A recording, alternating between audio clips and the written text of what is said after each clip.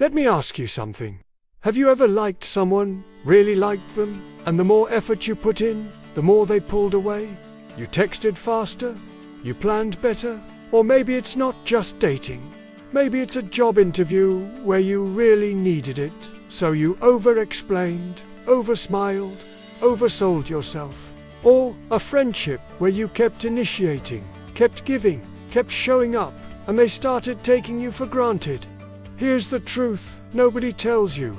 Trying too hard doesn't make you more attractive. It makes you invisible. And in the next few minutes, I'm going to show you exactly why your effort, the very thing you think is helping you, is working against you on a psychological level. And more importantly, I'll show you what to do instead. Stay with me, because what I'm about to explain is going to change the way you show up in every room. Every relationship, every conversation. There's a principle in psychology called Reactance Theory.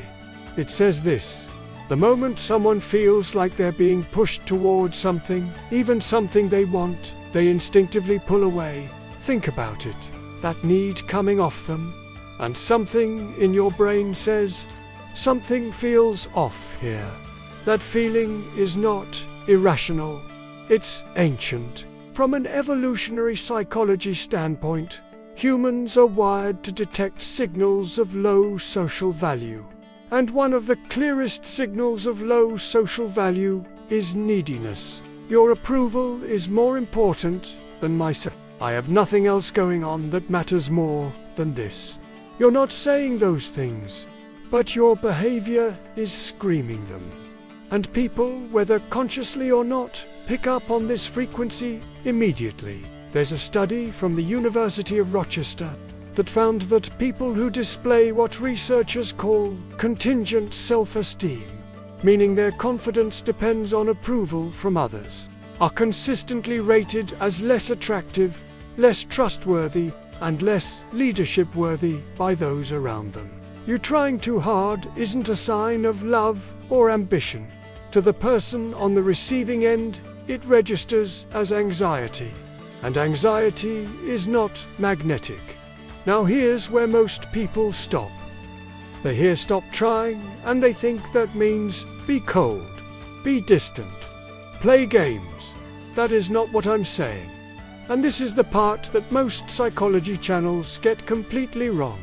There's a concept called the scarcity principle, documented extensively by Dr. Robert Cialdini in his landmark research on influence and persuasion. Things that are rare are valued more. Things that are abundant are taken for granted.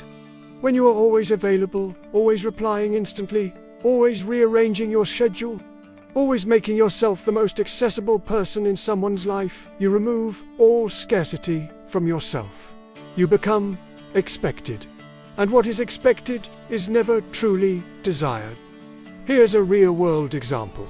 Think about the friend or person in your life who is slightly hard to reach, who doesn't always respond right away, who has things going on, who seems like their life is full.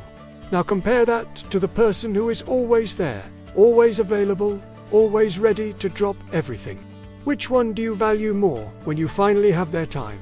The psychology here is simple. Perceived value is inversely proportional to perceived availability. The more someone feels like they had to earn your attention, the more they value it. This isn't manipulation.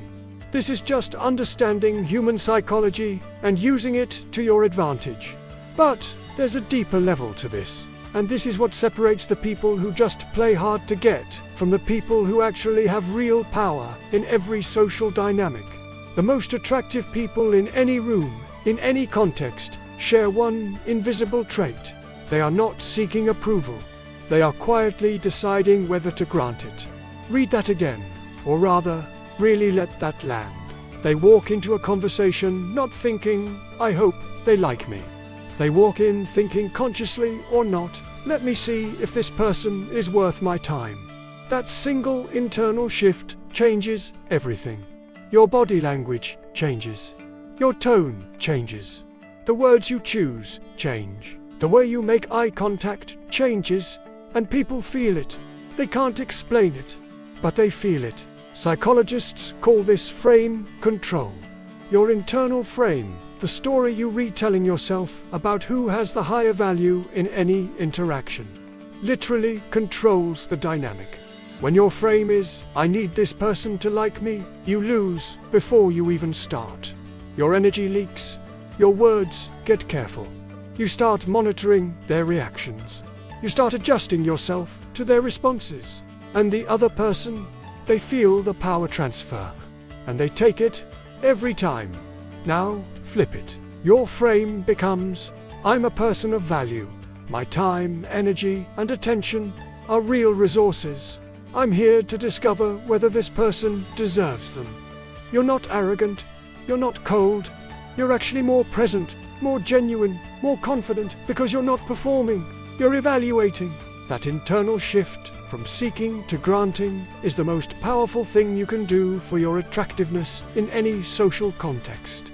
Now let's make this concrete. Here are 4 real behavioral changes based on everything we've covered. Number 1. Introduce deliberate response delays. Not because you're playing games, but because you genuinely have a life. Stop treating every notification like an emergency. Your time is valuable. Let that be reflected in your behavior. Respond when it fits your life, not the second you see a message. Number 2. Stop over-explaining yourself. When you cancel plans, you don't need a 5-paragraph essay. When you disagree with someone, you don't need to justify it endlessly. I can't make it is a complete sentence. Over-explaining is approval-seeking in disguise. It says, please don't be upset with me. Cut it. Number 3.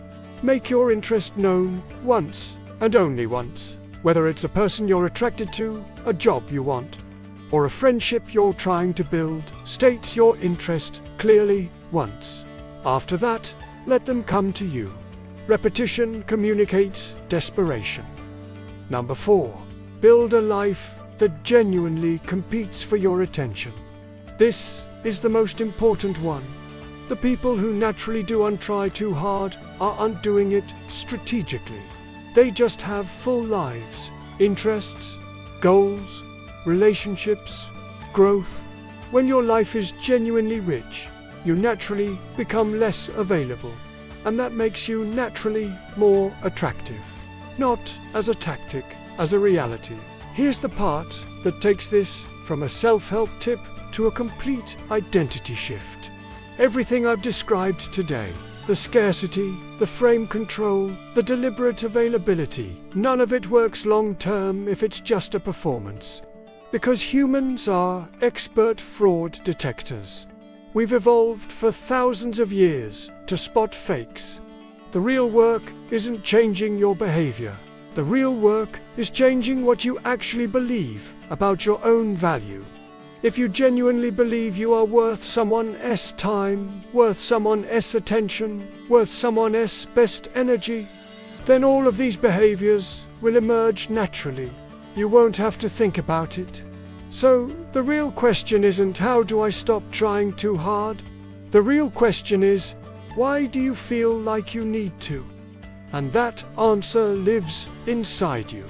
In the stories you've been told, the experiences that shaped your sense of worth, the comparisons you make, the validation you've been taught to chase. This channel, Power Layers, is about peeling back those layers, understanding the psychology beneath your behavior, and rebuilding yourself from the inside out. If this hit differently than what you usually watch, that's intentional. Because surface level advice keeps you stuck at the surface. Real change happens when you understand the psychology driving your decisions. If you're ready to go deeper, subscribe. Because what's coming next on this channel will challenge how you see yourself, how you see others, and how power actually works in your everyday life. I'll see you there.